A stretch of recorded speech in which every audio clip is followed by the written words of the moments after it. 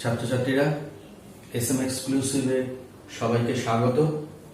আমরা আজকে যে অধ্যায় নিয়ে আলোচনা করব সেটা হচ্ছে কোষ, জীবনের মূল একক। এবং এই কোষ অধ্যায়ের অন্তর্গত আমরা আজকে যে টপিকটা নিয়ে বা যে বিষয়টা নিয়ে আজকে আলোচনা করব, বিস্তারিত জানব, সেটি হচ্ছে একটি প্রোক্যারিওটিক কোষের গঠন এবং তার বিভিন্ন অংশের কাজ। আজকের বিষয় হচ্ছে প্রোক্যারিওটিক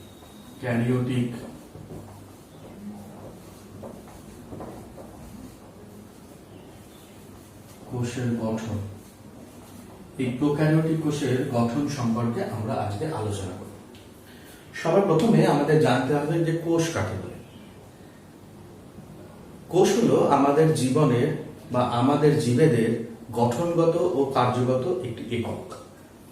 বিজ্ঞানী রবার্ট হুক সর্বপ্রথম কোষ আবিষ্কার করেছিলেন এবং তার পরবর্তীকালে বিভিন্ন বিজ্ঞানীরা বিভিন্ন কোষ সম্পর্কে বিভিন্ন রকম মতামত দিয়েছিলেন।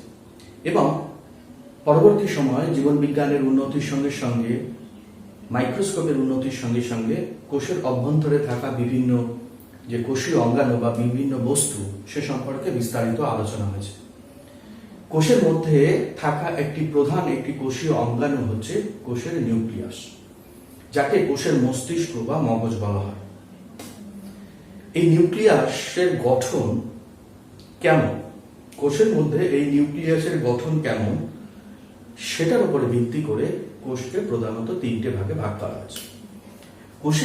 কোষকে প্রধানত তিনটি ভাগে ভাগ করা হয়েছে। একটা হচ্ছে প্রোক্যারিওটিক কোষ,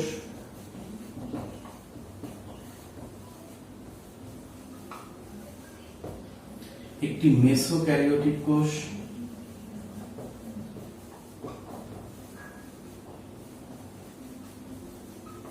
এবং একটি ইউক্যারিওটিক কোষ।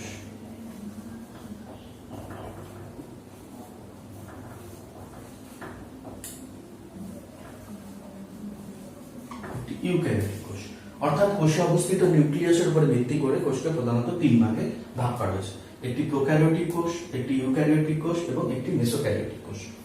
প্রোক্যারিওটিক কোষ কাদের বলা হয়? যে সকল কোষে নিউক্লিয়াসের গঠন একেবারে আদিম প্রকৃতির বা নিউক্লিয়াস থাকে না বা থাকলেও একেবারে অনুন্নত প্রকৃতি, সেই সমস্ত নিউক্লিয়াস যুক্ত কোষদের বলা হয় প্রোক্যারিওটিক কোষ। ইউক্যারিওটিক কোষ কাদের বলা হয়? যে সমস্ত প্রজাতির জীবেদের কোষে অবস্থিত নিউক্লিয়াস, সেই নিউক্লিয়াসটা একেবারে সুগঠিত এবং যে আমাদের যে জেনেটিক বস্তু বা জেনেটিক যে সাবস্টেন্স অর্থাৎ ক্রোমোজোম যেটা নিউক্লিয়াসের মধ্যে অবস্থান করে, এই রকম উন্নত নিউক্লিয়াস যুক্ত কোষদের বলা হচ্ছে ইউক্যারিওটিক কোষ। এই প্রোক্যারিওটিক কোষ আর ইউক্যারিওটিক কোষের মাঝামাঝি অর্থাৎ যাদের নিউক্লিয়াসটা প্রোক্যারিওটিক থেকে অনেক বেশি উন্নত কিন্তু ইউক্যারিওটিক কোষদের থেকে অনেকটা অনুন্নত, সেই যে কোষ গোষ্ঠী তাদেরকে বলা হয় মেসোক্যারিওটিক কোষ। বিজ্ঞানী ডজ নামক একজন বিজ্ঞানী, তিনি সর্বপ্রথম এই মেসোক্যারিওটিক কথাটি উদ্ভব করেছিলেন। আজকে আমরা এই প্রোক্যারিওটিক কোষের বিভিন্ন গঠন সম্পর্কে আমরা আলোচনা করব। সবার প্রথমে প্রোক্যারিওটিক কোষের মধ্যে কারা পড়ে? সাধারণত বিভিন্ন প্রাণ, বিভিন্ন গোষ্ঠীর জীব, যেমন নীলাভ, সবুজ, শৈবাল, নিম্ন শ্রেণীর কিছু ছত্রাক, ব্যাকটেরিয়া, কিছু প্রোটোজোয়া, এইরকম বিভিন্ন নিম্ন শ্রেণীর কিছু জীব আছে যাদের কোষটা হচ্ছে একেবারে প্রোক্যারিওটিক কোষ। এবার একটি প্রোক্যারিওটিক কোষের গঠনে আমরা কি কি অংশগুলো দেখতে পাই, সেই অংশগুলো আমরা একটু আগে জেনে তারপরে আমরা একটি প্রোক্যারিওটিক কোষের গঠন চিত্রটা আমরা দেখব এবং তাদের বিভিন্ন কাজ সম্পর্কে আমরা জানব। একটি প্রোক্যারিওটিক কোষের কোষ আবরক দেখতে পাওয়া যায়। কোষ আবরক অর্থাৎ কোষের বাইরে একটি আবরণ। এই আবরণটা তিন ধরনের আবরণ দেখতে পাওয়া যায়। একটা হচ্ছে ক্যাপসিড নামক একটি আবরণ। ক্যাপসিডের ভেতরের দিকে সাইটোপ্লাজমীয় প্লাজমীয় পর্দার একটি আবরণ দেখতে পাওয়া যায় এবং আরেকটি বিশেষ একটি আস্তরণ দেখতে পাওয়া যায় যেটা সব প্রকারের কোষের ক্ষেত্রে থাকে না, সেটাকে বলা হয় ক্যাপসুল। ক্যাপসুল বা স্লাইম স্তর। ক্যাপসুল বা স্লাইম স্তর। এছাড়া কি কি অংশ দেখতে পাওয়া যায়? একটি মেসোজোম দেখতে পাওয়া যায়। একটি মেসোজোম দেখতে পাওয়া যায়। কি দেখতে পাওয়া যায়? নিউক্লিওয়েড। নিউক্লিওয়েড বা জেনোফোর। নিউক্লিওয়েড বা জেনোফোর দেখতে পাওয়া যায়। একটি প্লাজমিড। প্লাজমিড অংশ দেখতে পাওয়া যায়।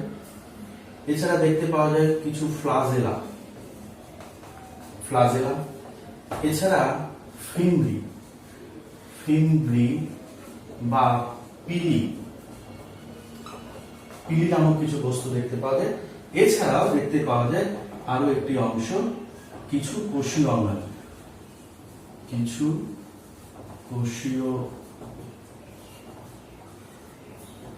অঙ্গাণু সহ সাইটোপ্লাজম। সাইটোপ্লাজম এই অংশগুলো অর্থাৎ কোষ আবরক, মেসোজোম, নিউক্লিয়য়েড বা জেনোফোর, প্লাজমিড, ফ্লাজেলা, ফিমব্রি বা পিলি, কিছু কোষীয় অঙ্গাণু এবং সাইটোপ্লাজম। এবারে আমরা এদের সম্পর্কে বিস্তারিত আলোচনা করব এবং একটি প্রোক্যারিওটিক কোষের গঠন চিত্র সম্পর্কে আমরা দেখব।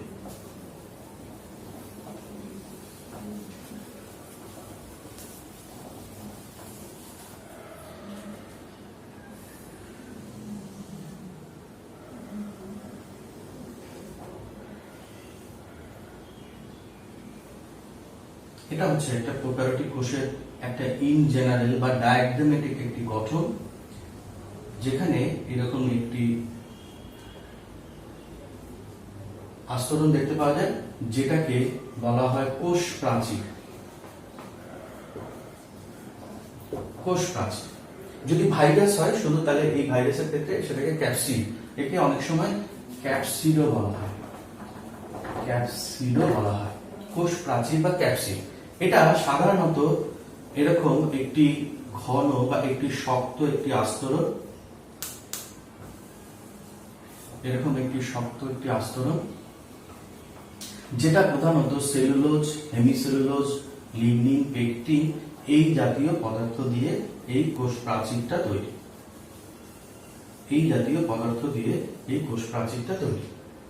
এই কোষ প্রাচীরের বাইরের দিকে এইরকম আবার কিছু একটা অর্ধতরল জেলির মতো একটা আস্তরণ, কিছু কিছু প্রোক্যারিওটিক কোষের বাইরে এরকম একটি অর্ধতরল, এরকম একটি জেলির মতো একটি আস্তরণ এরকম দেখতে পাওয়া যায়।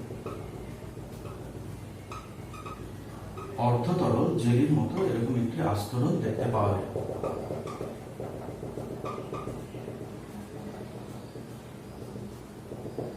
যে আস্তরণটিকে বলা হয় ক্যাপসুল বা স্লাইম স্তর।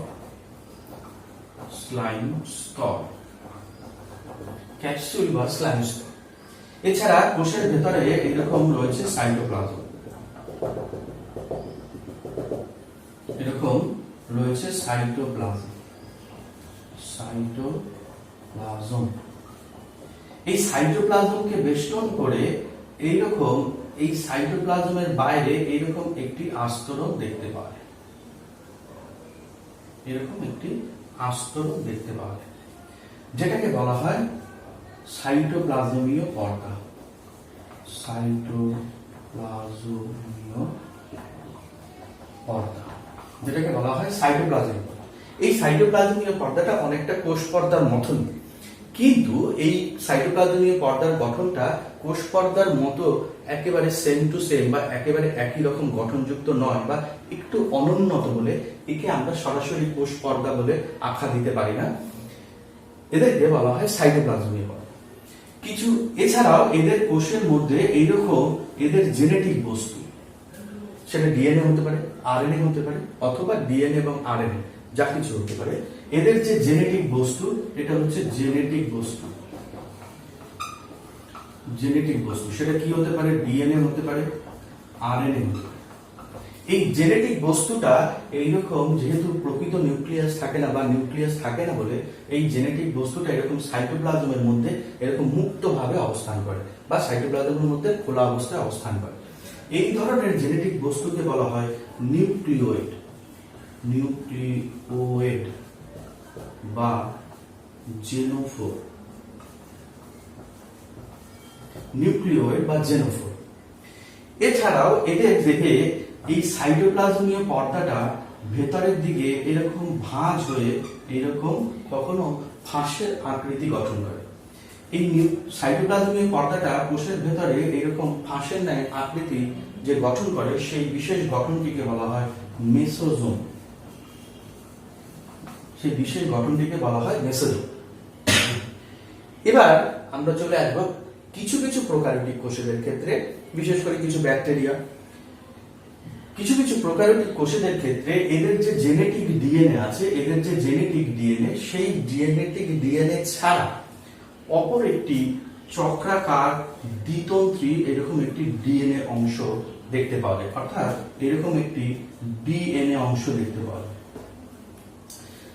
এরকম একটি চক্রাকার দ্বিতন্ত্রী ডিএনএ অংশ দেখতে পাওয়া যায়। সেই চক্রাকার দ্বিতন্ত্রী ডিএনএ অংশটিকে বলা হয় প্লাজমিড।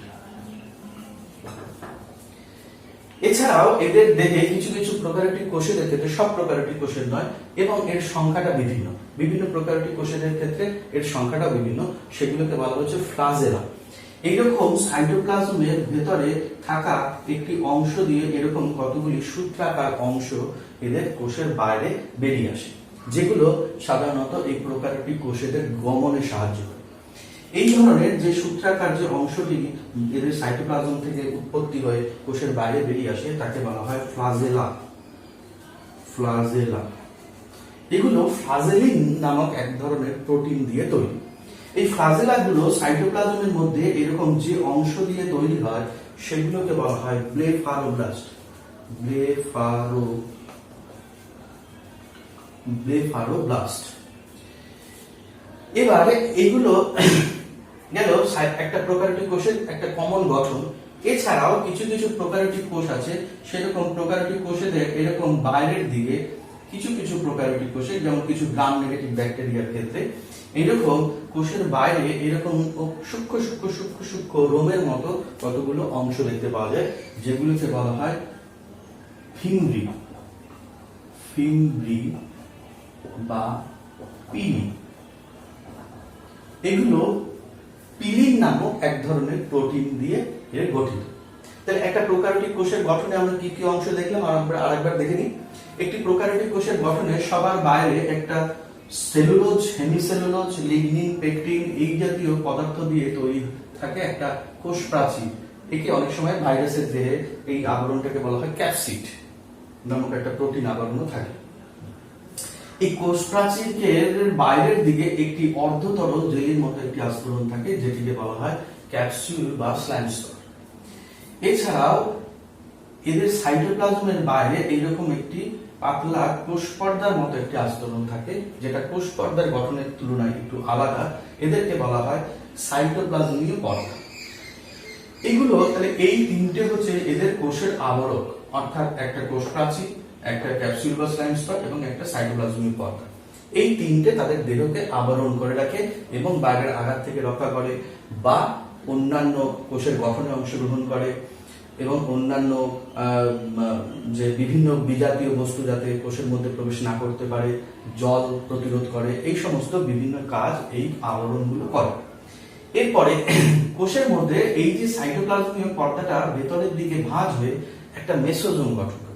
এই মেসোজোমের যে কাজ সেটা এখন পর্যন্ত সঠিকভাবে মেসোজোমের কাজটা এখনো জানা যায়নি। এদের সাইটোপ্লাজমের মধ্যে এরকম এদের যে জেনেটিক বস্তু, সেই জেনেটিক বস্তুটা যেহেতু নিউক্লিয়াস গঠিত হয় না, তাই এদের জেনেটিক বস্তুটা সাইটোপ্লাজমের মধ্যে এরকম খোলা অবস্থায় থাকে।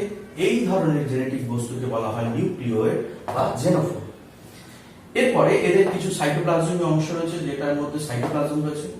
এছাড়াও এদের সাইটোপ্লাজমের মধ্যে এরকম এদের জেনেটিক ডিএনএ ছাড়া একটি অপর চক্রাকার দ্বিতন্ত্রী ডিএনএ অংশ দেখতে পাওয়া যায়, যেটাকে বলা হয় প্লাজমিড।